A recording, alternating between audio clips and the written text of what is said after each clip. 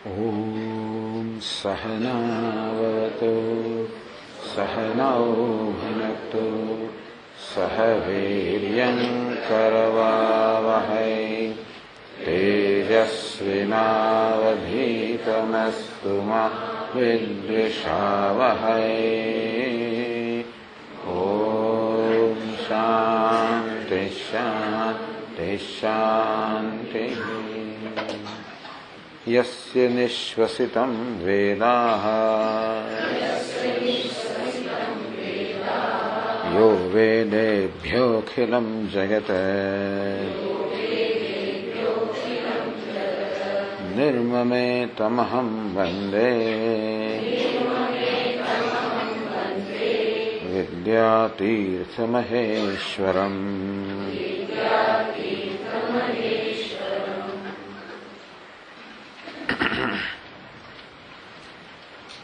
હવે વિદ્વત સંન્યાસનો નિરૂપણનો પ્રારંભ થયો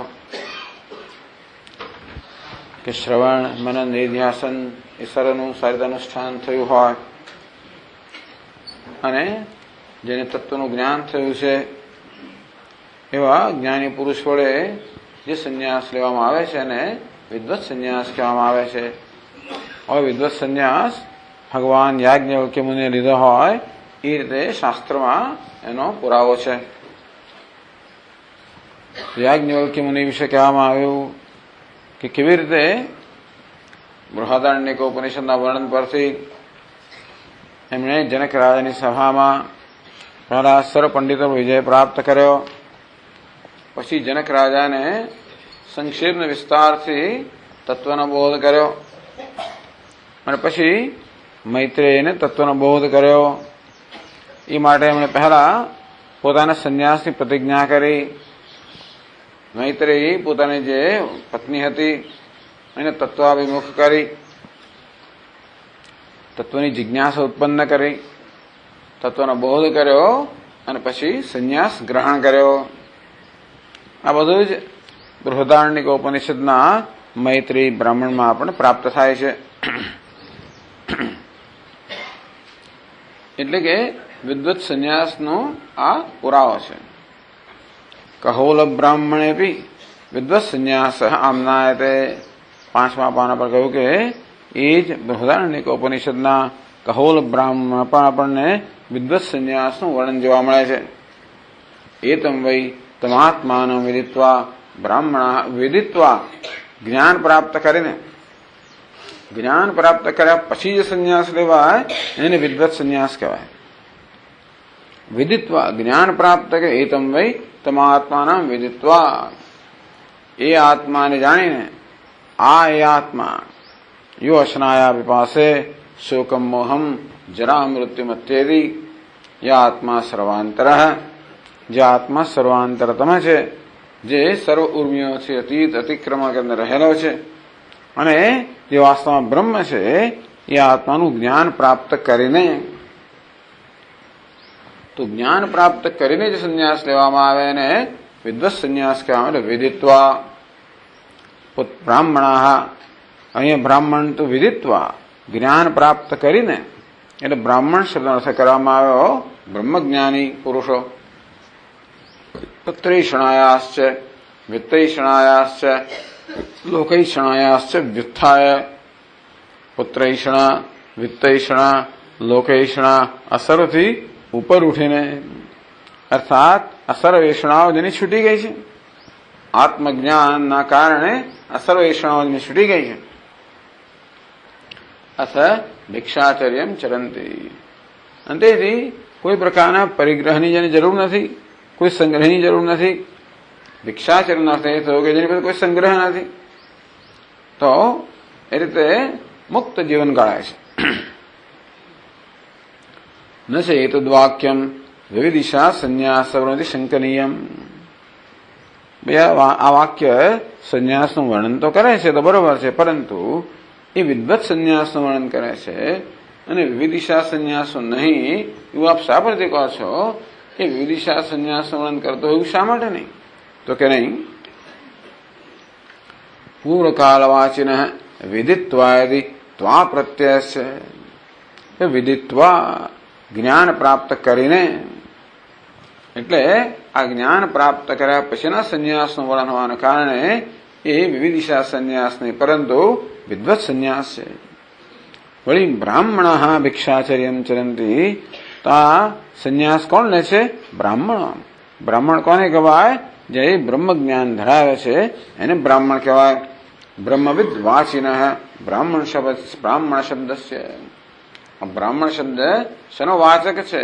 શું અર્થ થાય એનો? બ્રહ્મવિદ અર્થાત બ્રહ્મજ્ઞાની જેનો અર્થ થાય એવો બ્રાહ્મણ શબ્દનો પ્રયોગ છે. જો આ વાક્યનો અર્થ આપણે વિવિધિશા સંન્યાસ એવો કરીએ તો આ બંને શબ્દોનો અર્થ અંદર બરોબર ગોઠવાય નહીં. વિદિત્વા એ પણ ગોઠવાય નહીં અને બ્રાહ્મણ એ પણ એમાં લાગુ ના પડે. તો કે છે કે ભલે તો બ્રાહ્મણ શબ્દના આપણે જાતિ પરક માનીએ તો બ્રાહ્મણ શબ્દનો તો આપ કહો છો કે બ્રહ્મજ્ઞાની થાય, ચાલો, પણ બ્રાહ્મણ શબ્દ તો જાતિના અર્થમાં વપરાય તો છે. તો કે નહીં, ન છે અત્ર બ્રાહ્મણ શબ્દ જાતિવાચક. આ સ્થળે બ્રાહ્મણ શબ્દ બ્રાહ્મણ જાતિનો વાચક હોય, અર્થાત એનો અર્થ બ્રાહ્મણ જાતિનો મનુષ્ય એવો થાય, એવું ન થવું જોઈએ.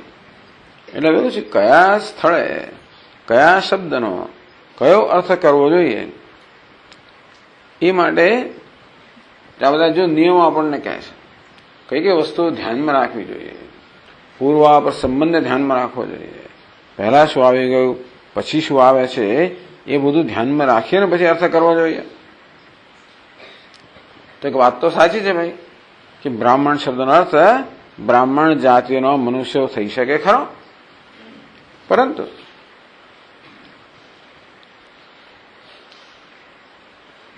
વાક્ય શેષે પાંડિત્ય બાલ્ય મૌન શબ્દાભિધેય શ્રવણ મનન નિધિધ્યાસન.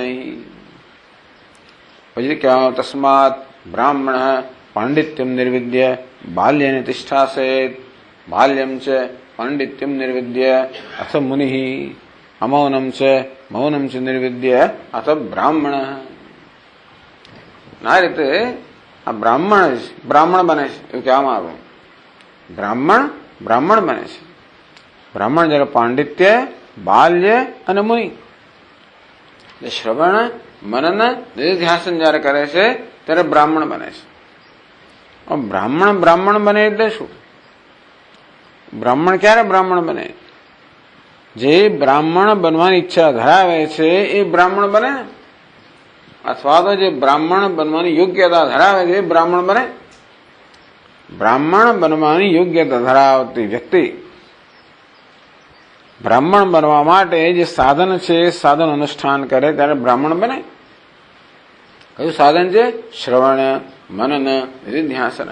એટલે કહે છે કે વાક્ય શેષ એટલે પછીના વાક્યના પછીના ભાગમાં શું આવે છે? પાંડિત્ય બાલ્ય મૌન શબ્દ અભિધેય શ્રવણ મનન નિધિધ્યાસન. પાંડિત્ય એટલે શ્રવણ, બાલ્ય એટલે મનન, મૌન એટલે નિધિધ્યાસન. આ જે સાધન છે તો એ સાધ્યમ, આ સાધનો વડે જે સિદ્ધ કરવાનું છે શું? બ્રહ્મ સાક્ષાત્કાર અભિપ્રેત્ય. તો બ્રહ્મ સાક્ષાત્કારને ધ્યાનમાં રાખીને અથ બ્રાહ્મણ હેરી અભિતત્વાત. પછી આમ બધું કર્યા પછી બ્રાહ્મણ બને છે. એટલે બ્રાહ્મણ શબ્દનો અર્થ સમજાવ્યો છે કે જેને બ્રહ્મ સાક્ષાત્કાર થયો છે એ બ્રાહ્મણ છે.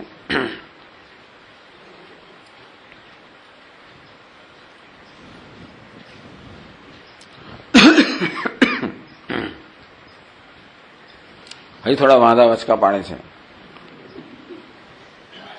કે ભાઈ છેલ્લે અથ બ્રાહ્મણ, પછી જે બ્રાહ્મણ શબ્દ છે એ બ્રહ્મજ્ઞાની માટે ખરો, તો પહેલા જે બ્રાહ્મણ શબ્દ છે એ સાધક માટે ખરો કે નહીં? એ કદાચ બ્રાહ્મણ જાતિ માટે ખરો કે નહીં? એ વિવિધિશા સંન્યાસી માટે ખરો કે નહીં? પછીનો બ્રાહ્મણ શબ્દ છે એ વિદ્વત સંન્યાસી માટે હોય, પહેલાનો બ્રાહ્મણ શબ્દ એ વિવિધિશા સંન્યાસી માટે હોય એવું કેમ નહીં? એટલે કહે છે આ 5મા પાના પર નનો તત્ર विविदिशा संन्यासोपेतः पाण्डित्यादौ प्रवर्तमानोऽपि ब्राह्मणशब्देन परामृष्टः तस्मात् ब्राह्मणः पाण्डित्यं निर्विद्य बाल्येन तिष्ठासेत् इति चेत्। ચાલો હવે આપણે કહીએ છીએ એના કરતા બીજા પ્રકારનું અર્થઘટન થઈ શકતું હોય તો આપણે એને પણ લાભ આપવો જોઈએ. જે કોઈ બીજા પ્રકારનું અર્થઘટન સંભવિત હોય એને આપણે લાભ એને પણ ધ્યાનમાં રાખવું જોઈએ. અને બધા જ પ્રકારની જે સંભાવનાઓ છે બધા પ્રકારની સંભાવનાઓનો આપણે વિચાર કરવો પડે. એટલે કહે છે કે બોલો પૂર્વ પક્ષી કહે છે તત્ર વિવિદિશા સંન્યાસોપેતા. એમ કેમ ના કહેવાય કે જેણે વિવિદિશા સંન્યાસ લીધો છે એવો પાંડિત્યાદૌ પ્રવર્તમાન કે તસ્માત બ્રાહ્મણ પાંડિત્યમ નિર્વિદ્ય.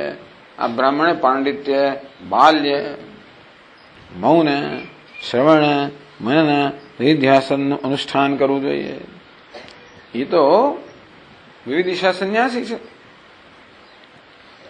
પાંડિત્યાદૌ પ્રવર્તમાનોપી બ્રાહ્મણ શબ્દેન પરામૃષ્ટ.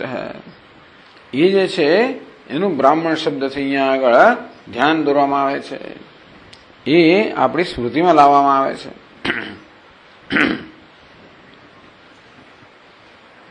એવું કેમ નહીં? તો ઉત્તર આપે છે મા એવં ભાવિની વૃત્તિમ આશ્રિત્ય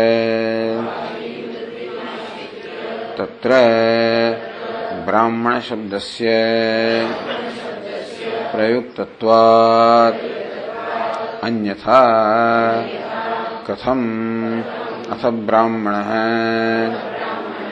ઇતિ સાધન અનુષ્ઠાન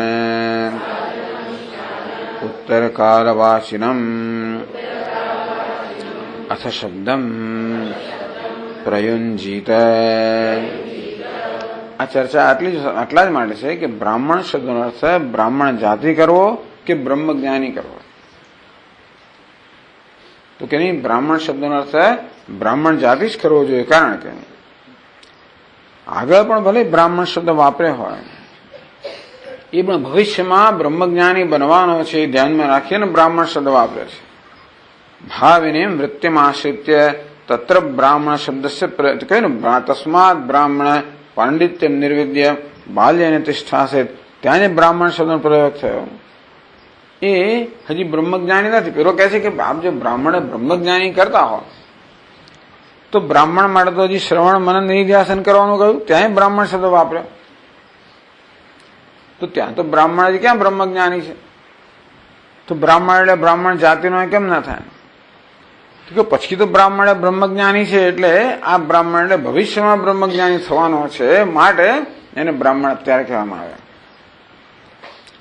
ભાવેની વૃત્તિમાં આશ્રિત્ય તત્ર બ્રાહ્મણ શબ્દસ્ય પ્રયુક્તત્વાत्. કહેવાનો અર્થ એ છે કે કોઈ પણ આ શ્રવણ જે ત્રણેય એષણાઓથી પર થઈ ગયો છે અને શ્રવણ મનન નિધ્યાસનને જે સમર્પિત થયો છે એને બ્રાહ્મણ કહેવાય. બ્રહ્મી ભવિતુમ ઈચ્છસે. જે બ્રહ્મ બનવાની ઈચ્છા ધરાવે છે એને બ્રાહ્મણ કહેવાય. એને પણ કહેવાય બ્રાહ્મણ. ભાવેને વૃત્તિમાં આશ્રિત્ય ભવિષ્યમાં જે થવાનું છે એને ધ્યાનમાં લઈને તત્ર બ્રાહ્મણ શબ્દસ્ય પ્રયુક્તત્વાत् ધ્યાનમાં લઈને અહીં આગળ બ્રાહ્મણ શબ્દનો પ્રયોગ કરવામાં આવ્યો.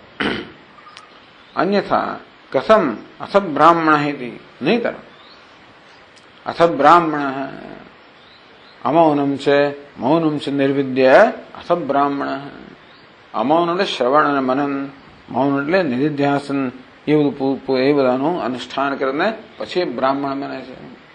એટલે એ રીતે સાધન અનુષ્ઠાન ઉત્તરકાલ વાચિનમ એ શ્રવણ મનન નિધિધ્યાસના બધા સાધનનું અનુષ્ઠાન કર્યા પછી જે થાય છે એનું વર્ણન કરતો એ બ્રાહ્મણ શબ્દ છે. એ બ્રાહ્મણ તો બ્રહ્મજ્ઞાનીનું જ એનો અર્થ બ્રહ્મજ્ઞાની જ થાય. અથ શબ્દમ કથમ પ્રયોજિત, અથરે ત્યાર પછી એ બ્રાહ્મણ છે. એ ત્યાર પછી શું કહે છે? જેના પાંડિત્ય, બાલ્ય, મૌન આ સર્વનું અનુષ્ઠાન કર્યું એના પરિણામે એ હવે બ્રાહ્મણ છે. એ તો બ્રાહ્મણ શબ્દ બ્રાહ્મણ જાતિનો વાચ્ય ના જ હોઈ શકે. એ બ્રાહ્મણ શબ્દ તો બ્રહ્મજ્ઞાની એવો જ હોઈ શકે. અને તેથી આગળ જે બ્રાહ્મણ ગયો એ પણ એના સંદર્ભમાં જ હોવો જોઈએ. એ તો પછી ભવિષ્યમાં એ બ્રાહ્મણ થવાનો છે એના સંદર્ભમાં એને માટે અત્યારે પણ બ્રાહ્મણ શબ્દનો પ્રયોગ થયો. પછી આગળ કહે છે શારીર બ્રાહ્મણેપી વિદ્વત સંન્યાસ વિવિદિશા સંન્યાસૌ સ્પષ્ટમ નિર્દિષ્ટૌ એતમેવ વિદિત્વા મુનિર્ભવતિ એતમેવ પ્રવ્રાજો લોકમિચ્છन्तઃ પ્રવ્રજન્તે ઇતિ મુનિત્વં મનનશીલત્વં તચ્ચ અસતિ કર્તવ્યાંતરે સંભવતિ ઇતિ અર્થાત સંન્યાસઃ એવ અભિધીયતે.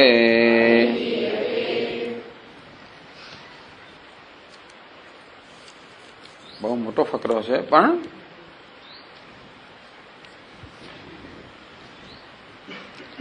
તમેતમ વેદાનવચનેન બ્રાહ્મણઃ વિવિદિષન્તિ યજ્ઞેન દાનેન તપસા અનાશકેન એતમેવ વિદિત્વા મુનિર્ભવતિ એતમેવ પ્રવ્રાજનો લોકમિચ્છन्तઃ પ્રવ્રજન્તિ એતદ્દસ્મ વૈ તत् પૂર્વે વિદ્વાંસ પ્રજાં ન કામયન્તે કિમ પ્રજયા કરિષ્યામઃ યેષાં ન અયમાત્મા અયમ લોકઃ ઇતિ તેહસ્મ પુત્રૈષણાયાશ્ચ વિત્તૈષણાયાશ્ચ લોકૈષણાયાશ્ચ ઉત્થાય અથ ભિક્ષાચર્યં ચરંતિ વગેરે. એ જ બધું અહીંયા કહ્યું છે. અને શારીર બ્રાહ્મણ કહેવામાં આવે. દરેક વિભાગના નામ આપવામાં આવ્યા છે. તો શારીર બ્રાહ્મણે બી બૃહદારણ્યક ઉપનિષદનું આ ચોથા અધ્યાયનું આ ચોથું બ્રાહ્મણ છે એને શારીર ચિત્તી. ત્રીજા બ્રાહ્મણને જ્યોતિર બ્રાહ્મણ કહેવામાં આવ્યું. ચોથા અધ્યાયને ચોથા બ્રાહ્મણને શારીર બ્રાહ્મણ કહેવામાં આવ્યું. અહીં પણ આ વાક્યમાં પણ વિદ્વત સંન્યાસ અને વિવિદિશા સંન્યાસ બંને એનો સ્પષ્ટ નિર્દેશ એમને દેખાય છે. એમને વિદ્વત સંન્યાસ અને વિવિદિશા સંન્યાસનો સ્પષ્ટ નિર્દેશ દેખાય છે. કેવી રીતે? એ તમેવ વિદિત્વા પાછું આવ્યું. વિદિત્વા એટલે જ્ઞાન પ્રાપ્ત કરીને મુનિ ભવતી. આ મુનિ એટલે વિદ્વત સંન્યાસી ભવતી. જ્ઞાન પ્રાપ્ત કરીને બને છે એટલે વિદ્વત સંન્યાસની વાત ત્યાં કરવામાં આવે. એ તમેવ પ્રવ્રાજનો લોકમિચ્છन्तઃ પ્રવ્રજન્તિ. એ તમેવ લોક આગળ આવી ગયો વાક્ય. એ તમેવ લોકમિચ્છन्तઃ એટલે આત્મલોકની ઈચ્છા કરનારા જે મહાત્માઓ જે છે એ સંન્યાસ ધારણ કરે છે. એથી તો એ તમે વિદિત મુનિ ભવતી. આ મુનિ એટલે શું? તો કહે છે મુનિત્વમ મનનશીલત્વમ. એ મુનિ બને છે, મનનશીલ બને છે. મનન કરવું એ જેનો સ્વભાવ છે એને મુનિ કહેવાય. બસ એ જ વસ્તુ એનો સ્વભાવ થઈ ગયો છે. બીજી કશામાં એનું મન જાય નહીં. હવે ઈશ્વરનું મનન કરવું, ઈશ્વરનું આત્માનું બસ તત્વનું સતત મનન કરવું એ જેનો સ્વભાવ થઈ ગયો છે. એ જ એક જ વસ્તુ જેને હવે ગમે છે, બીજું કે ગમતું નથી, એમાં જેને રસ છે. એ પ્રકારનો સ્વભાવ હોય તો પછી એને એ તો કહે છે તચ્ચ અસતિ કર્તવ્યાંતરે સંભવતી. એવી જાતનું પરવડે કોને? સતત બસ આવું મનન કર્યા કરું, ધ્યાન કર્યા કરું, કોને પરવડે? જેને બીજું કશું ના કરવાનું હોય તેને. સ્વામી આ કાકાને તો 1000 લફડા છે. મને કહે મારી દીકરીને ફલાણા આવું છે ને, દીકરાને પેલા આ છે ને, મારા 1000 જાતની બધી જંજાળ હોય તો ક્યાં કશું થઈ શકે? તચ્ અસતિ કર્તવ્યાંતરે, બીજું કોઈ કર્તવ્ય ના હોય. આ એક જ કર્તવ્ય, શું? મનન કરવું, ચિંતન કરવું, ધ્યાન કરવું, આત્માનુસંધાન કરવું. એક જ માત્ર જેને કરવાનું બાકી છે. એ સિવાય કરવાનું કોઈ કઈ કર્તવ્ય જ નથી. જેના બીજો કોઈ પ્રકારનો બોજ નથી, કોઈ માંગણી નથી. અર્થાત સંન્યાસ, ટૂંકમાં અર્થાપત્તિથી. કારણ કે મુનિ એને કહ્યો, એનો અર્થ એ થયો કે સંન્યાસી હોવો જોઈએ.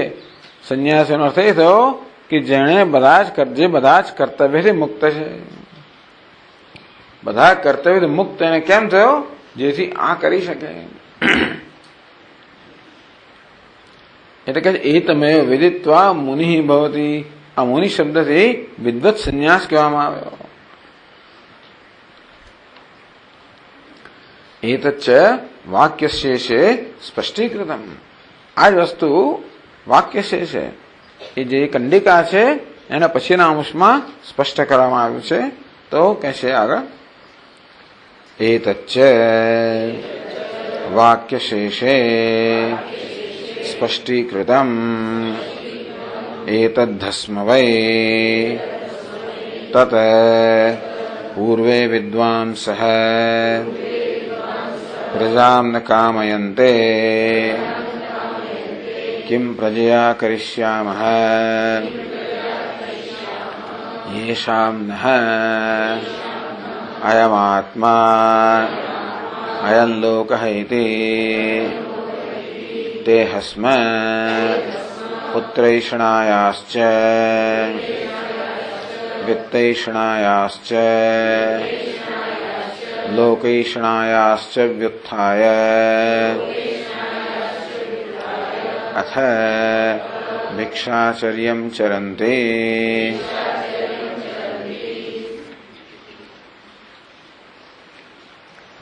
એતચ્ચ વ્યાસ આ વિદ્વત સંન્યાસની વાત કરવામાં આવે છે, એ પછી સ્પષ્ટ કરવામાં આવે.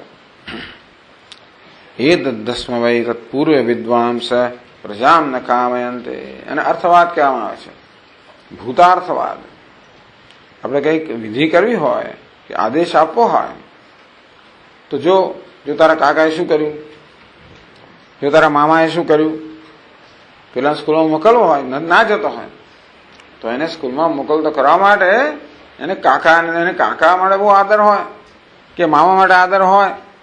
જો તારા કાકા શું કરતા તને ખબર છે, આમ કરે, આ સમય ઉઠીને આટલું વાંચે ને આટલું કરે, એનું કે તારે કરવું જોઈએ. એનું થયું થયો કે તારે કરવું જોઈએ. બાકી આવું કહેવાનું હેતુ બીજો કઈ નથી. આમ જે થઈ ગયું એનું વર્ણન કરવાનો હેતુ એક જ છે કે આને આડકત રીતે આદેશ આપવામાં આવે છે કે તારે કરવું જોઈએ. તેમ વેદમાં પણ આ પદ્ધતિનો ઉપયોગ થાય છે. એ તદ્દસ્મ વૈ તત્પૂર્વ વિદ્વાંસ પ્રજામ ન કામયતે. પૂર્વના વિદ્વાનો કે ઉપાસકો જે છે એ લોકો પ્રજાની કામના કરતા નથી. કિમ પ્રજયા કરિષ્યામઃ યેષાં નઃ અયમ આત્મા અયમ લોક. જેમને આત્મલોકની કામના છે એવા અમારે પ્રજાની શું જરૂર છે, અને તેથી કર્મની શું જરૂર છે, અને તેથી વિદ્યાની શું જરૂર છે. પ્રજા ઉપલક્ષણ છે. પ્રજા એ મનુષ્યલોકનું સાધન છે, કર્મ એ પિતૃલોકનું સાધન છે, વિદ્યા એ દેવલોકનું સાધન છે. તો આ પ્રજા, કર્મ, વિદ્યા જે મનુષ્યલોક, પિતૃલોક, દેવલોક, અનાત્મલોકના સાધનો છે એને અમારે શું કરવાના આવે? તે હસ્મ પુત્રૈષણાયાશ્ચ વિત્તૈષણાયાશ્ચ લોકૈષણાયાશ્ચ વિત્થાય, એમને આત્મલોકની કામના છે.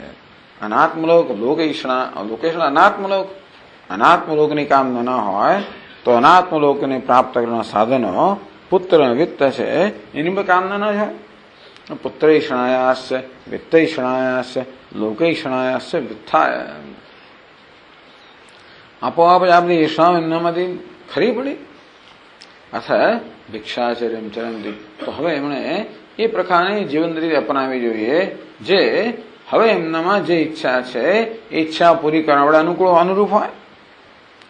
તો હવે આત્મલોકને પ્રાપ્ત કરવાની ઈચ્છા પૂરી કરવા માટે જે પ્રકારની જીવન રીતિ યોગ્ય હોય એમણે અપનાવવી જોઈએ. ભિક્ષાચર્યમ ચરંતીથી એ લોકો હવે સંન્યાસ જે છે એ સંન્યાસની જીવન રીતિ જીવે છે. ઇતિ યેષામ નઃ અયમ આત્મા અયમ લોક, અયમ આ લોક, અયમ શબ્દનો પ્રયોગ છે. અયમ એટલે આ, એ માટે ગ્રંથકાર કહે છે અયમ લોક ઇતિ અપરોક્ષેણ અનુભૂયમાન ઇત્યર્થઃ. યેષામ નઃ અયમ આત્મા અયમ લોક, અપરોક્ષતા અનુભવ થાય છે. પેલા બધા પરોક્ષ છે ને, અનાત્મલોક કેવા છે? પરોક્ષ છે. પૃથ્વીલોક, મનુષ્યલોક કહો, પિતૃલોક કહો, દેવલોક કહો, એ તો બધા આપણાથી દૂર છે ને. દેશમાં, કાળમાં, વસ્તુત્વમાં બધાથી દૂર છે. જ્યારે આત્મલોક કેવો છે? મારું પોતાનું સ્વરૂપ છે. બધા પેલા જળ છે, આ ચેતન છે, સ્વયં પ્રકાશ છે, એ પરોક્ષ છે, આ અપરોક્ષ છે. અપરોક્ષતયા અનુભૂયમાન. હવે પેલા કહે છે કે હાથની અંદર જ તમારા મધ હોય, ત્યાં ઉપર હવે પહાડ પર કોણ ચડે? જે તમે શોધો છે તે અહીં જ ઉપલબ્ધ હોય. અહીં જે સ્વયં પ્રકાશ રહ્યું છે એ આનંદ અહીં જ તમારા સ્વરૂપ થયા સ્વયં પ્રકાશ હોય. એને શોધવા માણસ પિતૃલોકમાં જાય ને દેવલોકમાં જાય ને એ તો જ્યાં સુધી વિવેક ના હોય ત્યાં સુધી માણસ એવું કરે. એ બરાબર છે. માણસ આપણે ફાંફા ક્યાં સુધી મારે? મનુષ્યલોકમાં ચારે બાજુ જાય ને, ઓસ્ટ્રેલિયા ગયો, ન્યુઝીલેન્ડ ગયો ને, ફલાણ જાય, બરાબર, ફાંફા મારે બધા. શેને માટે? આનંદ માટે. ભલે ક્યાં સુધી ફાંફા મારે? જ્યાં સુધી એને પેલું આંતરિક વસ્તુ પ્રાપ્ત ના થયું ત્યાં સુધી. અને એ પછી હવે થાકીને છેવડે પછી પિતૃલોકમાં જાય, ત્યાં થાકીને દેવલોકમાં જાય. આ બધા ફાંફા કેમ મારવા પડે? જ્યાં સુધી અંદર હજી શૂન્યતા છે ત્યાં સુધી. આંતરિક શૂન્યતા હોય તો આ બધા ફાંફા મારવા પડે. બરાબર છે. પણ એ શામ અયમ આત્મા અયમ લોક, અમારા માટે તો આત્મલોક જ શ્લોક છે. અપરોક્ષતા અનુભવમાન હે, જેનો અનુભવ કરવા કોઈ પ્રયત્ન નથી, જે સ્વયં પોતાની જાતને પ્રગટ કરનાર છે, જે સ્વયં આ અનુભવનો વિષય બનનાર છે, એ જયારે પ્રાપ્ત થયો ત્યારે અમારે બીજું શું પ્રયત્ન કરવાનો હોય? તેથી આ પ્રકારનો વિવેક જન્મ્યો અને પછી એ પ્રકારનો અનુભવ જયારે અનુભવનો વિષય બન્યો ત્યારે હવે બીજી કશી વસ્તુ માટે પ્રયત્ન કરવાનો રહેતો નથી. એટલે ગ્રંથકાર કહેશે કે આ વાક્ય દ્વારા વિદ્વત સંન્યાસ એનું વિધાન કરવામાં આવે છે. તો હજી પણ એમાં વાંધો પાડવામાં આવે છે. ક્યાં છે? નનો અત્ર મુનિત્વેન ફલેન પ્રલોભ્ય વિવિધિષા સંન્યાસમ વિધાય વાક્યશેષે સૈવ પ્રપંચિતઃ અતઃ ન સંન્યાસાંતરમ કલ્પનીયમ.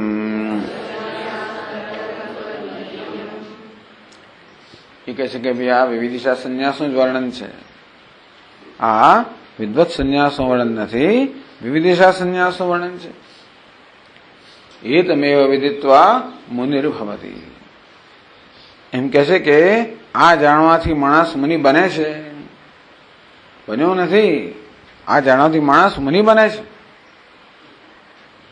એટલા જ માટે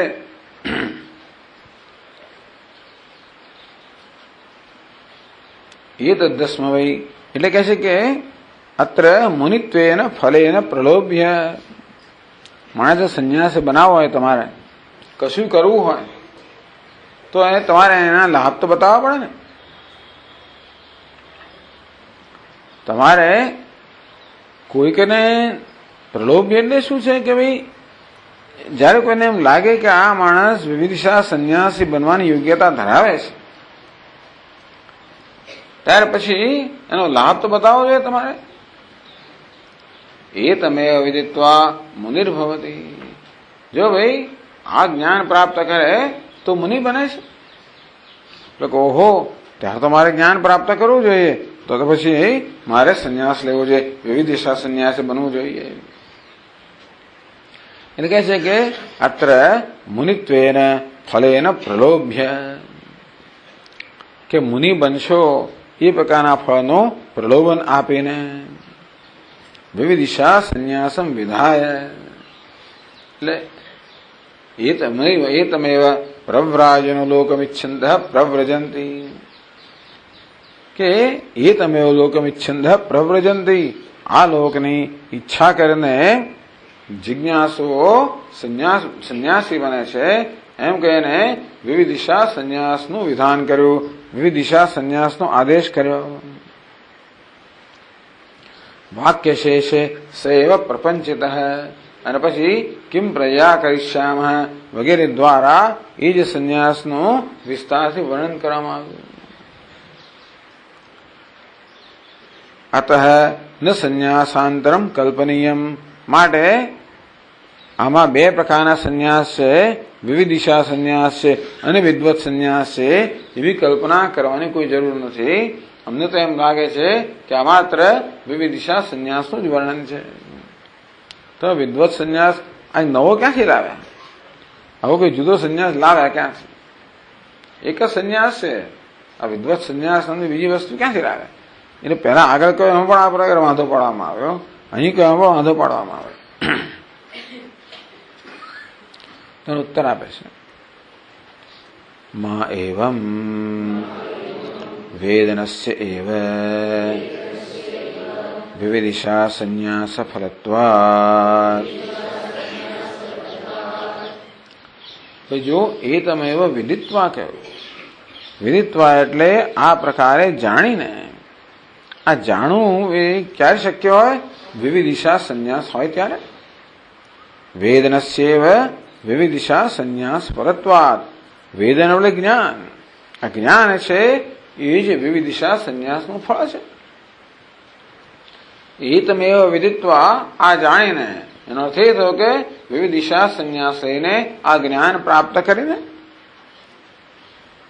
તેથી વિવિધિશા સંન્યાસનું ફળ મળ્યા પછીનો સંન્યાસ છે, એટલે એ વિદ્વત સંન્યાસ છે.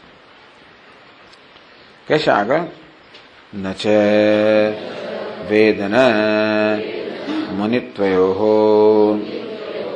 એકત્વમ શંકનીયમ વિદિત્વા મુનિર્ભવતી ઇતિ પૂર્વોત્તરકાલીનયોઃ તયોઃ સાધ્ય સાધન ભાવ પ્રતીતેઃ.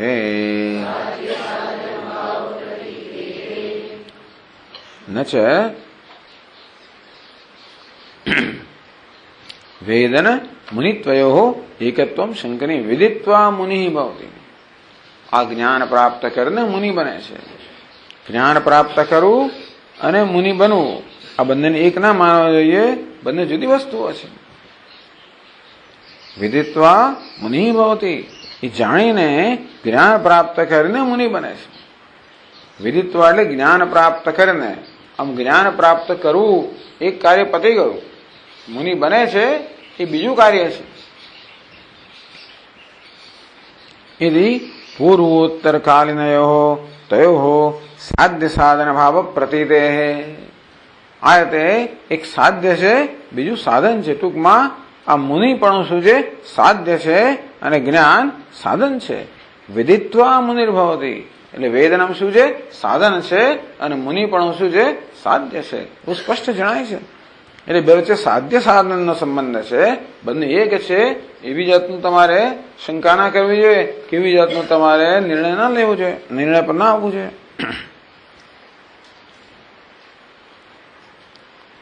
તો આગળ કહે છે, નનો વેદનસ્ય એવ પરિપાક અતિશય રૂપમ અવસ્થાંતરમ મુનિત્વમ અતઃ વેદનદ્વારા પૂર્વસન્યાસસ્ય એવ એતत् ફલમિતિ ચેત. આવું કેમ ના હોય? નનો વેદનસ્યેવ પરિપાક અતિશય રૂપમ અવસ્થાંતર મુનિત્વમ. આ જ્ઞાનની અત્યંત પરિપાક અવસ્થાથી મુનિ બને એવું કેમ ના હોય? વિદિત્વા મુનિર્ભવતી, એ જાણીને મુનિ બને છે. એટલે જાણવું અને મુનિ બનવું જુદી વસ્તુ નથી. જાણવાની પરિપાક અવસ્થાને, એનું જ્ઞાન જયારે પરિપક્વ બને ત્યારે જ મુનિ બને છે. એવું કેમ ના હોય?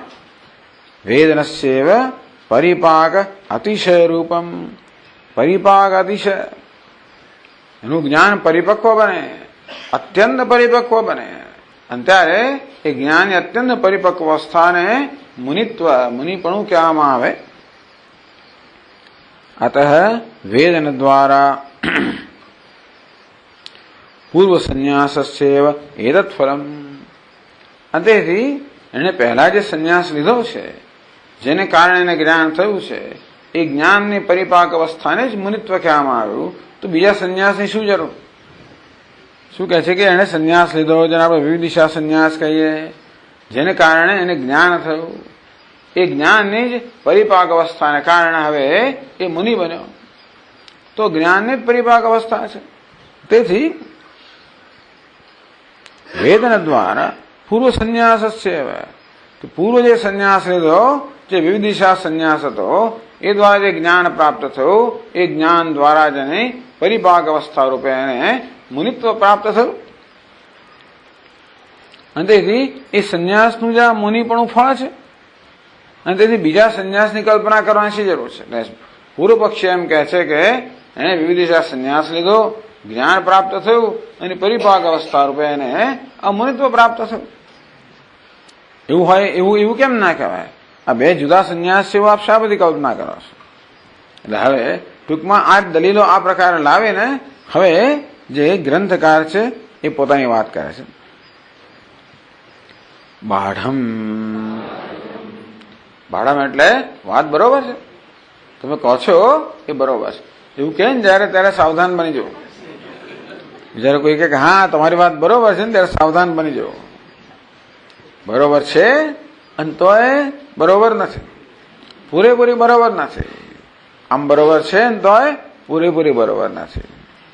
ટૂંકમાં દલીલો કરતા કરતા આપણને એવી સ્થિતિમાં લઈ આવે કે આપણે છેવટે એની વાતને સમર્થન આપી દીધું હોય. આપણે એમ લાગે કે આપણે કંઈક નવી વાત કરી છે, પણ એ પ્રક્રિયામાં એની જ વાતને સમર્થન આપી દીધું હોય. અતઃ એવ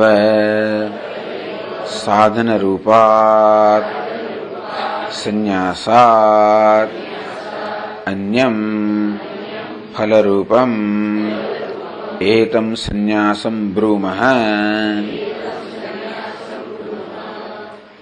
અતએવ, તમારી વાત બરોબર છે, એટલા જ માટે સાધન રૂપાત સંન્યાસાત, એક સંન્યાસ સાધન રૂપ છે, એનાથી જુદો એક ફલરૂપ સંન્યાસ છે.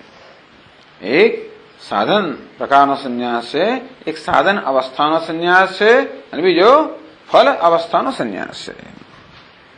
બ્રૂમઃ ફલરૂપમ એતમ સંન્યાસમ બ્રૂમઃ. તેથી આ ફલરૂપ જે બીજો સંન્યાસ છે, જે વિદ્વત સંન્યાસ કયો, એમ કહી રહ્યા છે. એ સમજાવે છે. યથા વિવિધિશા સંન્યાસિના તત્વજ્ઞાનાય श्रवणादीनि सम्पादनीयानि तथा विद्वत्सन्न्यासिनापि जीवन्मुक्तये मनोनाश वासनाक्षयौ सम्पादनीयौ एतच्च उपरिष्टात् प्रपंचयिष्यामः। तो कि जो एक साधन कानो संन्यास है जो फल रूप संन्यास यथा विविदिशा संन्यासिना तत्वज्ञानाय श्रवणादीनि संपादनीयानि જેવી રીતે વિવિધિશા સંન્યાસીએ તત્વજ્ઞાન પ્રાપ્ત કરવા માટે શ્રવણ મનન વગેરેનું અનુષ્ઠાન કરવું જોઈએ તેવી રીતે તથા વિદ્વત સંન્યાસીના એ તેણે જ્ઞાન પ્રાપ્ત કર્યું તેવી રીતે વિદ્વત સંન્યાસીએ પણ જીવન મુક્તિ પ્રાપ્ત કરવા માટે મનોનાશ વાસનાક્ષયો સંપાદનીય વિદ્વત સંન્યાસીએ જીવન મુક્ત બનવાનું તે માટે મનોનાશ તત્વજ્ઞાન એ વિવિધિશા સંન્યાસનું પરિણામ અને મનોનાશ અને વાસનાક્ષય એ વિદ્વત સંન્યાસ દ્વારા એને સિદ્ધ કરવાના મનોનાશ વાસનાક્ષય સંપાદનીય આ બંને સંપાદન કરવાના એતચ્ચ ઉપરિષ્ટાત પ્રપંચયિષ્યામઃ આ અમે પછીથી આનું વિસ્તારથી વર્ણન કરશું અત્યારે આટલું જાણી લો કે બે જુદી વસ્તુઓ છે એક તો છે તત્વજ્ઞાન જે શ્રવણ મનન નિધિધ્યાસનથી પ્રાપ્ત થાય બીજું છે મનોનાશ વાસનાક્ષય આ વિદ્વત સંન્યાસીએ સિદ્ધ કરવાના છે એટલા માટે વિવિધિશા સંન્યાસ અને વિદ્વત સંન્યાસ આ બે સંન્યાસની અવસ્થાઓ છે બંને પરમહંસ સંન્યાસ છે એ પરમહંસ સંન્યાસની આ બે અવસ્થાઓ છે પણ શાસ્ત્રમાં આવું કંઈ સાંભળ્યું નથી કે આ તો પાંચ સંન્યાસ થયા ચાર સંન્યાસ તો આપણે સાંભળ્યા ચતુર્વિધા ભિક્ષુકા સ્યુ કુટીચક બહુદકૌ હંસ પરમહંસશ્ચ પશ્ચાદ્યો યસ્સ ઉત્તમ ચતુર્વિધા ભિક્ષુકા સ્યુ ચાર ભિક્ષુકો છે ચાર સંન્યાસીઓ છે કુટીચક બહુદકૌ એક કુટીચક બહુદક હંસ પરમહંસશ્ચ ત્રીજો હંસ ચોથો પરમહંસ યહ પશ્ચાત સ ઉત્તમ પછીનો જે છે એ પહેલા કદાચ ચડિયાતો તો શાસ્ત્રમાં સ્મૃતિમાં ચાર જ સંન્યાસ કે પાંચમો સંન્યાસ આવે ને એની આ બધી ચર્ચા છે એટલે કહે છે ગ્રંથકાર કહે છે સતી અપી અનયોઃ સંન્યાસયોઃ અવાંતરભેદે પરમહંસત્વ આકારેણ એકીકૃત્ય ચતુર્વિધા ભિક્ષવઃ ઇતિ સ્મૃતિષુ ચતુસ્સંખ્યા ઉક્તા અનયોઃ સંન્યાસયોઃ અવાંતરભેદે સતી અપી આ વિવિધિશા સંન્યાસ અને વિદ્વત સંન્યાસ એ બેનો એવો આંતરિક ભેદ છે જે અમે સમજાવ્યો હોવા છતાં પણ પરમહંસત્વ આ કારણે એકીકૃત્ય બંને પરમહંસ હોવાને કારણે બંનેને એકીકરણ કરીને બંને એક ગણીને એટલે એમની સંખ્યા જુદી ગણવામાં નથી આવી ચતુર્વિધા ભિક્ષવઃ કે ચતુર્વિધા ભિક્ષુકાઃ શ્રુતિમાં જે ચાર પ્રકારના સંન્યાસો કહેવામાં આવ્યા એમાં આ બેને એકમાં જ ગણી કાઢવામાં આવે કારણ કે બંને પરમહંસ કક્ષાના હોવાના કારણે એ પછી બેને જુદા ગણવામાં નથી આવ્યા એ સ્મૃતિશુ ચતુસંખ્યા ઉક્તા માટે સ્મૃતિઓમાં ચાર એવી સંખ્યા કહેવામાં આવી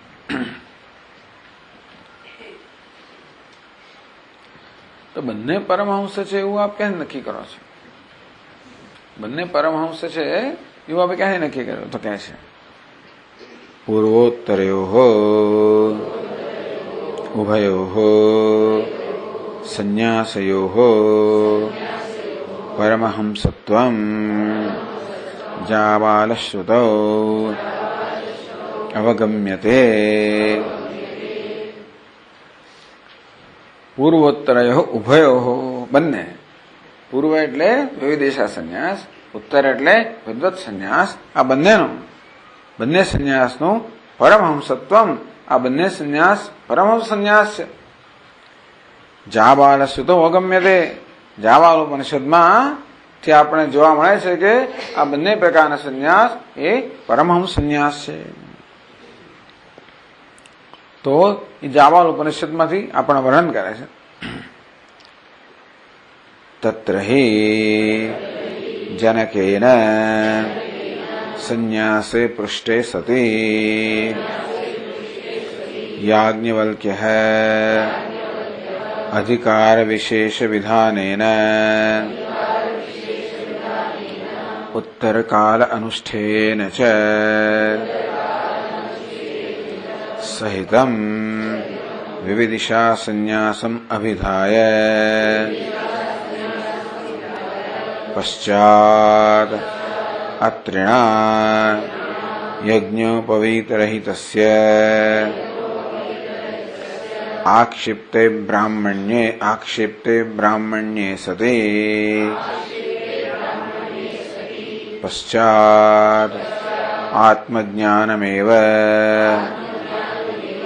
યજ્ઞોપવીતમ ઇતિ સમાદધૌ. જાબાલ શ્રુતિમાં તો હવે સંવાદ આવે છે જાબાલ ઉપનિષદની અંદર.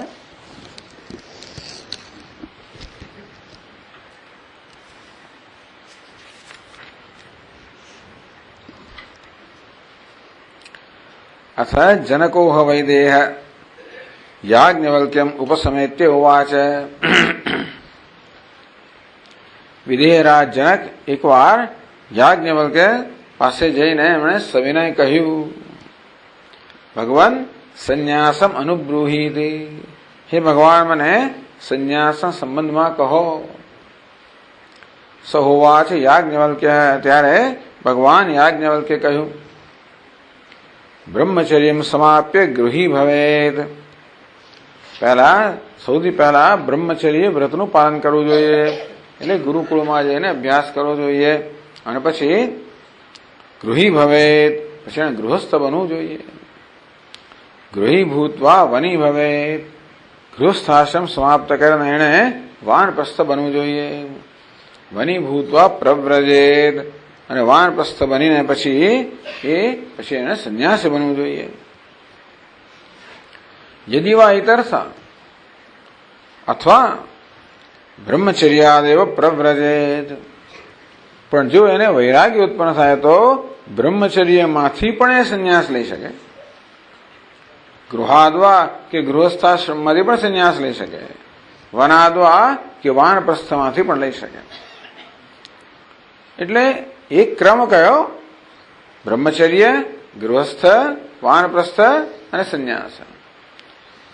પછી એનો વિકલ્પ કયો કે ભાઈ બ્રહ્મચર્યમાંથી પણ સંન્યાસ શક્ય છે, ગૃહસ્થમાંથી કે વાનપ્રસ્થમાંથી પણ. અથ પુનઃ અવ્રતિ વ્રતિ વા સ્નાતકો વા અસ્નાતકો વા ઉત્સન્નાગ્નિ અનગ્નિકો ગમે તે સ્થિતિમાં હોય, વ્રતિ હોય, અવ્રતિ હોય, સ્નાતક હોય, અસ્નાતક હોય, અગ્નિ એને ઉત્સન્ન એટલે અગ્નિ એને કાઢી નાખ્યા હોય, ન કાઢી નાખ્યા હોય, યદ હરેવ વિરજેત તદ હરેવ પ્રવ્રજેત. સંન્યાસ વાળા આટલી જ નિયમ કયો? યદ હરેવ વિરજેત તદ હરેવ પ્રવ્રજેત. જે દિવસે એને વૈરાગ્ય જન્મે એ દિવસે એને સંન્યાસ લેવો જોઈએ. બસ. બ્રહ્મચારી હોય, ગૃહસ્થ હોય, વાનપ્રસ્થ હોય, સ્નાતક હોય, અસ્નાતક હોય, વિદુર હોય, ગમે તે હોય, પણ આટલું જ વૈરાગ્ય. યદ હરેવ વિરજેત તદ હરેવ પ્રવ્રજેત. જે દિવસે એને વૈરાગ્ય જન્મે એ દિવસે એને સંન્યાસ લેવો જોઈએ. આ પ્રકારે યાજ્ઞવલ્ક્ય ઋષિએ જનક રાજાને ઉત્તર આપ્યો. આ વિવિધિશા સંન્યાસની વાત છે. અને પછી બીજી બધી વાતો કહી એમણે કયા પ્રકારની બધી કયા પ્રકારની વિધિ બધી કરવી જોઈએ, કેવા બધા યજ્ઞ આગાદી કરવા જોઈએ વગેરે એ બધા ગ્રંથકારે કહી. તત્ર હિ જનકેન સંન્યાસે પૃષ્ઠે સતી યાજ્ઞવલ્ક્ય અધિકાર વિશેષ વિધાનેન. તો જનકે જયારે સંન્યાસ વિશે પૂછ્યું ત્યારે યાજ્ઞવલ્કે વિશેષ અધિકાર વિશેષની વાત કરી. યદહરેવ વિરજેત તદહરેવ પ્રવ્રજેત, કે વૈરાગ્ય એ સંન્યાસ માટેનો મુખ્ય અધિકાર છે અને જે દિવસે તીવ્રતર વૈરાગ્ય જન્મે તે ત્યારે એને સંન્યાસ લેવો જોઈએ. એટલે અધિકાર વિશેષ વિધાન ઉત્તરકાલ અનુષ્ઠેન છે, પછી શું અનુષ્ઠાન કરવું એનું પણ વર્ણન છે આમાં. સહિતમ વિવિધિશા સંન્યાસમ અભિધાય, આ રીતે એમણે વિવિધિશા સંન્યાસનું વર્ણન કર્યું. પછી આગળ વર્ણન આવે છે અથ હેનમ અત્રિ પપ્રચ્છ. પછી યાજ્ઞવલ્ક્ય ઋષિને અત્રિ ઋષિએ પ્રશ્ન કર્યો. યાજ્ઞવલ્ક્ય ઋષિને અત્રિ ઋષિએ પ્રશ્ન કર્યો. પૃચ્છામિ ત્વા યાજ્ઞવલ્ક્ય, હે યાજ્ઞવલ્ક્ય ઋષિ હું આપને પ્રશ્ન કરું છું. અત્રિ ઋષિ યાજ્ઞવલ્ક્ય ઋષિને પ્રશ્ન કરે છે. અયજ્ઞોપવીતિ કથમ બ્રાહ્મણ હતી. જો બ્રાહ્મણને જ ઉપનિષદના શ્રવણમાં અધિકાર હોય, બ્રાહ્મણને જ વેદના પઠનમાં કે શ્રવણમાં અધિકાર હોય, તો વિવિધ સંન્યાસ લીધો એટલે યજ્ઞોપવીતનો ત્યાગ થઈ ગયો. તો જેને યજ્ઞોપવીતનો ત્યાગ કર્યો એ માણસ હવે બ્રાહ્મણ તો કહેવાય નહીં. અને તો પછી એને વેદના અધ્યયનમાં એનો અધિકાર કેવી રીતે? ટેકનિકલ પ્રશ્ન થઈ ગયો. આ યજ્ઞોપવીતિ કથમ બ્રાહ્મણ હતી. હવે જેને યજ્ઞોપવીત ધારણ નથી કર્યું એ બ્રાહ્મણ કઈ રીતે કહી શકાય? નથી કેવી રીતે થઈ શકે? એ બ્રાહ્મણ કેવી રીતે બ્રાહ્મણ બને? સ હોવાચ યાજ્ઞવલ્ક્ય, તે યાજ્ઞવલ્ક્ય ઋષિ કહ્યું ઇદમેવસ્ય તદ યજ્ઞોપવીતમ, એ આત્મા, એનો આત્મા જ હવે એનું યજ્ઞોપવીત છે. આ સંન્યાસી માટે એનો આત્મા જ એનો યજ્ઞોપવીત છે. અપઃપ્રાશ્ય આચમ્ય અયમ વિધિ પરિવ્રાજકાનામ. જેથી 3 વાર પ્રાશન અને આચમન કરે આ સંન્યાસી માટેનો વિધિ છે. તેથી આત્મા જ એનું યજ્ઞોપવીત બની ગયો. એટલે અધિકારીત્વની વાત કરી એ વાત અહીંયા ગ્રંથકારે કહી. પશ્ચાત અત્રિના યજ્ઞોપવીત રહિતસ્ય આક્ષિપ્તે બ્રાહ્મણ્ય. પછી અત્રિ ઋષિએ જયારે પ્રશ્ન કર્યો કે યજ્ઞોપવીત વગરનો છે એ બ્રાહ્મણ કેમ હોઈ શકે, એ પ્રકારે એના બ્રાહ્મણપણા વિશે પ્રશ્ન કરવામાં આવ્યો ત્યારે પશ્ચાત આત્મજ્ઞાનમેવ યજ્ઞોપવીતમિતિ સમાદધૌ. ત્યારે યાજ્ઞવલ્ક્ય સમાધાન કર્યું કે આત્મા કે આત્મજ્ઞાન એ જેનો યજ્ઞોપવીત છે. એટલે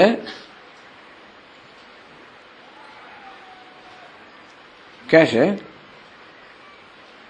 અતઃ બાહ્ય યજ્ઞોપવીત અભાવાત પરમહંસત્વમ નિશ્ચીયતે.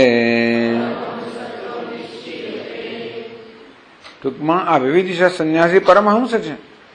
અને જો અત્રિ ઋષિ કહ્યું કે યજ્ઞોપવીત વગેરે કહ્યું તો બ્રાહ્મણ કહેવાય. એટલે યજ્ઞોપવીત વગરનો આ સંન્યાસી છે. એટલે પરમહંસ સંન્યાસી યજ્ઞોપવીત વગરનો હોય. યજ્ઞોપવીત વાળા પણ સંન્યાસી હોય છે પેલા.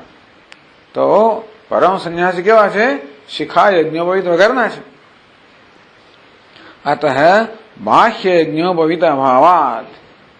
તો અત્રિ ઋષિએ પ્રશ્ન ના કર્યો ને, અત્રિ ઋષિએ પ્રશ્ન કર્યો એ પરથી સ્પષ્ટ થાય છે કે આ સંન્યાસી કેવો છે? યજ્ઞોપવીત વગરનો છે. અને માટે એ પરમહંસ સંન્યાસી છે. એટલે કે યાજ્ઞવલ્ક્યે જે સંન્યાસીની વાત કરી એ વિવિધિશા સંન્યાસી છે. જેના વિશે અત્રિ ઋષિએ પૂછ્યું કે એ તો યજ્ઞોપવીત વગરનો છે અને તો પછી એ બ્રાહ્મણ કેમ કહેવાય? ત્યારે આત્મજ્ઞાન એનું યજ્ઞોપવીત છે. અને માટે એ વિવિધિશા સંન્યાસી યજ્ઞોપવીત વગરનો છે. અમારે કેવો છે? પરમહંસ સંન્યાસી છે. અતઃ બાહ્ય યજ્ઞોપવિતા ભાવાત પરમહંસત્વ નિશ્ચિયતે. એટલે વિવિધિશા સંન્યાસી પણ પરમહંસ સંન્યાસી છે એવો નિશ્ચય આ વર્ણન પરથી થાય છે. અને જે વિદ્વત સંન્યાસી છે એમાં પરમહંસ છે એ ક્યાંથી? તથા અન્યસ્યામ કંડિકાયામ તત્ર પરમહંસા નામ ઇતિ ઉપક્રમ્ય સંવર્તકાદીન બહૂન બ્રહ્મવિદઃ જીવન મુક્તાન ઉદાહૃત્ય અવ્યક્તલિંગાઃ અવ્યક્તાચારાઃ અનુન્મત્તાઃ ઉન્મત્તવત આચરन्तઃ ઇતિ વિદ્વત સંન્યાસિનો દર્શિતાઃ.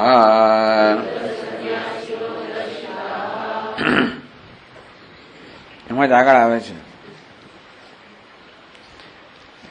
જાબાલ ઉપનિષદમાં પછીની જ કંડિકામાં તત્ર પરમહંસાઃ નામ. તો ત્યાં કેટલાક પરમહંસોનો આખી યાદી આપવામાં આવે છે. તત્ર પરમહંસા નામ સંવર્તક આરુણી શ્વેતકેતુ દુર્વાસ ઋભુ નિદાઘ જડભરત દત્તાત્રેય રૈવતક પ્રભુતય. સંવર્તક આરુણી શ્વેતકેતુ દુર્વાસા ઋભુ નિદાઘ જડભરત દત્તાત્રેય રૈવતક વગેરે 9 તો તેમના નામ આપ્યા અહીંયા આગળ. અવ્યક્તલિંગાઃ અવ્યક્તાચારાઃ અનુન્મત્તાઃ ઉન્મત્તવત આચરन्तઃ. અવ્યક્તલિંગાઃ ટૂંકમાં આપણને એમના બહારના કોઈ ચિહ્ન બધી ખબર ના પડે કે આ સંન્યાસીઓ છે, કે આ જીવન મુક્ત છે. અવ્યક્ત આચારાઃ કોઈ આચાર બધી પણ ખબર ના પડે કે આ એવા જીવન મુક્ત મહાપુરુષો છે. અનુન્મત્તાઃ અંદરથી એ લોકો સ્વસ્થ છે, બહારથી ઉન્મત્ત હોય કે ખસી ગયું હોય, ચઢેલી હોય એવી રીતે વર્તન કરે. બહારથી કે જાણપણ હોય એવી જાતનું વર્તન હોય, અંદરથી એકદમ ડાયા હોય. બહારથી આ પ્રકારનું વિચિત્ર વર્તન કરનારા હોય, અંદર કોઈ વિચિત્રતા ના હોય.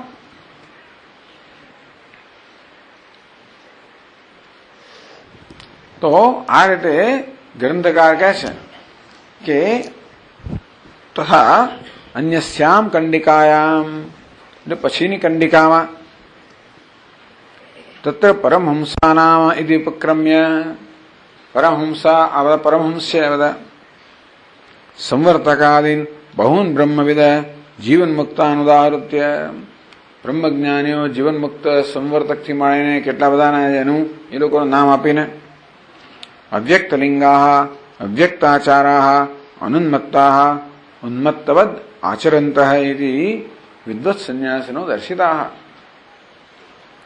ત્યાં જ એક વિવિધિશા સંન્યાસની વાત કરવામાં આવી. પછી એ જાબાલ ઉપનિષદમાં જ વિદ્વત સંન્યાસીઓ જે છે એની પણ વાત કરવામાં આવી. ટૂંકમાં ગ્રંથકાર કહે છે કે જાબાલ ઉપનિષદમાં આપણને વિવિધિશા સંન્યાસી અને વિદ્વત સંન્યાસી આ બંનેનું સ્પષ્ટ વર્ણન પ્રાપ્ત થાય છે. તદુપરાંત એ પણ સ્પષ્ટ વર્ણન પ્રાપ્ત થાય છે કે બંને પરમહંસ કક્ષાના સંન્યાસીઓ છે. એટલે ભલે આપણને આ પરમહંસનો અવાંતર ભેદ કહેવાય, આંતરિક ભેદ છે. એટલે ભલે આપણે એમ સામાન્ય રીતે જાણવા મળતું હોય કે 4 પ્રકારના સંન્યાસીઓ છે, કુટીચક, બહુદક, હંસ, પરમહંસ. પરમહંસનો જે આંતરિક ભેદ છે એમ ગણીને 5 ગણતા નથી, 4 જ ગણે છે.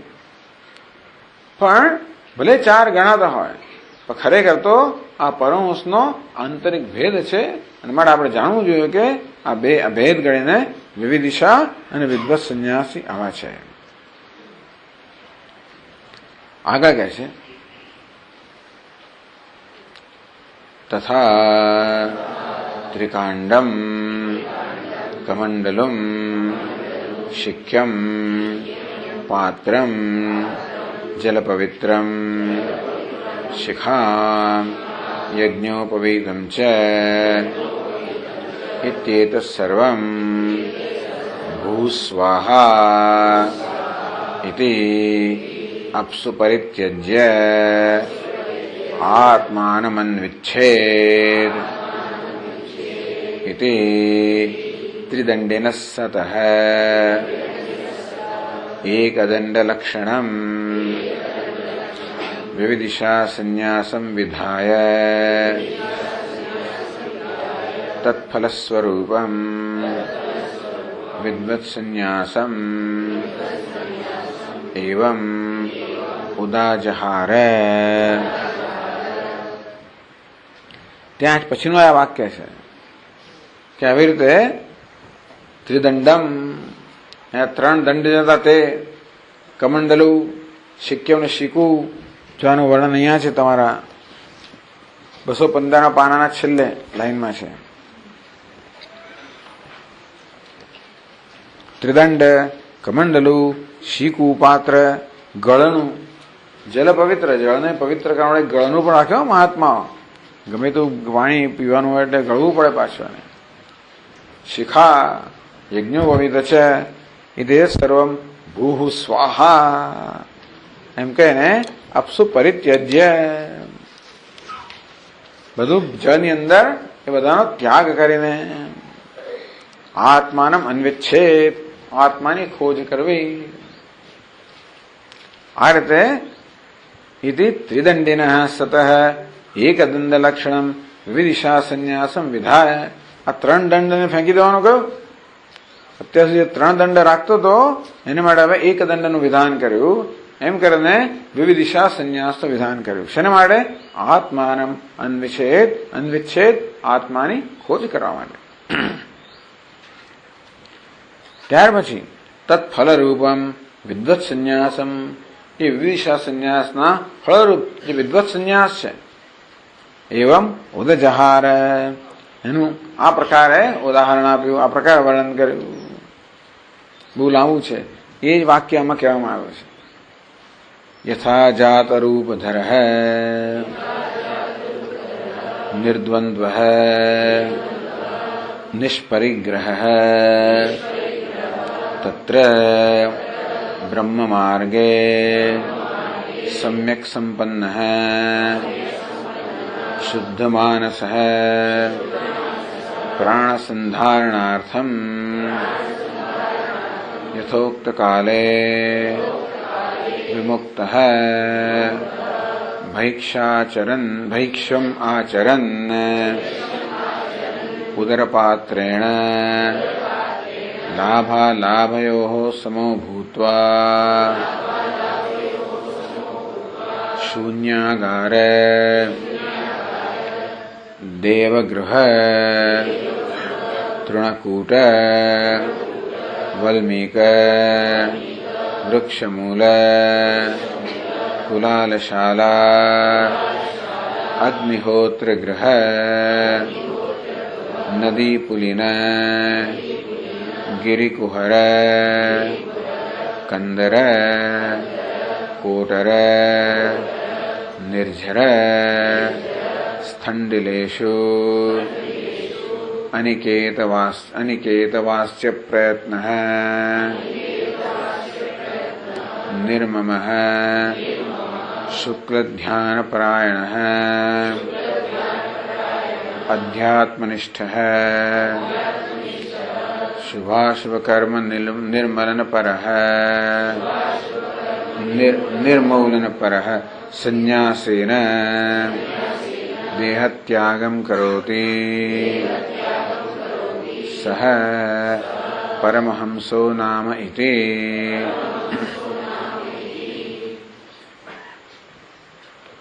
તો પરમહંસનું આ પ્રકારનું વર્ણન કરવામાં આવ્યું. યથા જાત રૂપ ધર, જેવો જન્મ્યો હતો એ પ્રકારનું રૂપ ધરાવનાર. એટલે શું? ટૂંકમાં દિગંબર.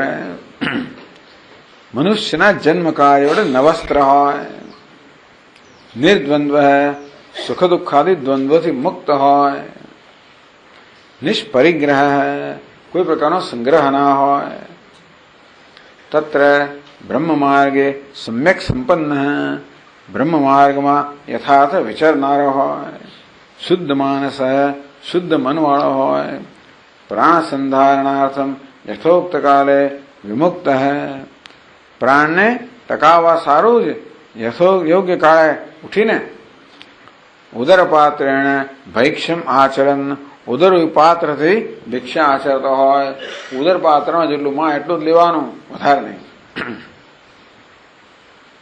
તેમાં પણ લાભાલાભયો સમો ભૂતવા એમાં પણ મળે તો ઠીક છે, ના મળે એમાં સમાન વૃત્તિ વાળો. પછી રહેવાનું ક્યાં? કોઈ પ્રકારનો અનિશ્ચિત ઘર વાળો, એટલે ગમે ત્યાં શૂન્યાગાર અનિશ્ચિત રહે એટલે સૂના ખંડેરમાં. ક્યાં? દેવાલય, દેવગૃહ, તૃણકૂટ, ઘાસની ગંજી,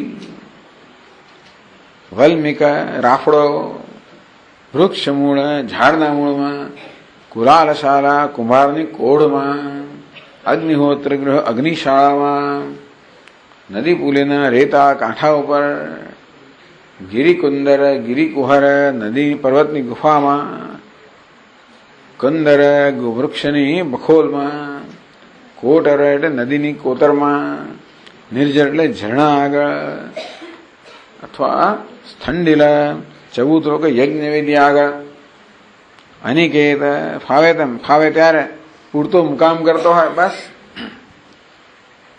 નિર્મમ શુક્લ ધ્યાન પ્રયત્ન રહિત શુદ્ધ પરમાત્માના ધ્યાનમાં શુક્લ ધ્યાન પરાયણ અધ્યાત્મનિષ્ઠ આત્મામાં નિષ્ઠાવાળો, શુભાશુભ કર્મ નિર્મૂલન પર શુભ અને શુભ કર્મ નિર્મૂળ કરવા તત્પર હોય, સંન્યાસીને દેહત્યાગમ કરોતી એ સંન્યાસ દેહ ત્યાગ કરે છે, અને પરમહંસ સહ પરમહંસો નામ એ પરમહંસ કહેવાય, આવો પરમહંસ કહેવાય. આ વિદ્વત સંન્યાસનું જીવન મુક્તનું વર્ણન થયું. તસ્માદ અનયોઃ ઉભયોઃ પરમહંસત્વં સિદ્ધમ. તસ્માત અનયોઃ ઉભયોઃ પરમહંસત્વં સિદ્ધમ. મારા બંને દ્વિદિશા સંન્યાસ અને વિદ્વત સંન્યાસ આ બંને પરમહંસ છે એ સિદ્ધ થયું. એટલે બહુ જ પ્રયત્નપૂર્વક આ ગ્રંથકારે સિદ્ધ કર્યું કે પરમહંસ સંન્યાસમાં આ બે અવસ્થાઓ છે, વિવિધિશા સંન્યાસ અને વિદ્વત સંન્યાસ. તો શ્રુતિ ખાસ કરીને ઉપનિષદના પ્રમાણ સાથે આ પુરવાર કરવામાં આવ્યું. ઓમ ઓમ પૂર્ણમદઃ પૂર્ણમિદં પૂર્ણાત પૂર્ણમુદચ્યતે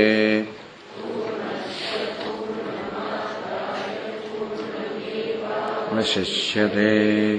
ઓમ શાંતિ શાંતિ શાંતિ. શંકરં શંકરાચાર્યં કેશવં બાદરાયણં સૂત્રભાષ્યકૃતૌ વંદે ભગવन्तौ પુનઃ પુનઃ. ઈશ્વરો ગુરુરાત્મેતિ મૂર્તિભેદવિભાગિને વ્યોમવદ્વ્યાપ્તદેહાય દક્ષિણામૂર્તયે નમઃ. ઓમ શાંતિ શાંતિ શાંતિ. હરિ ઓમ. શ્રી ગુરુભ્યો નમઃ. હરિ ઓમ.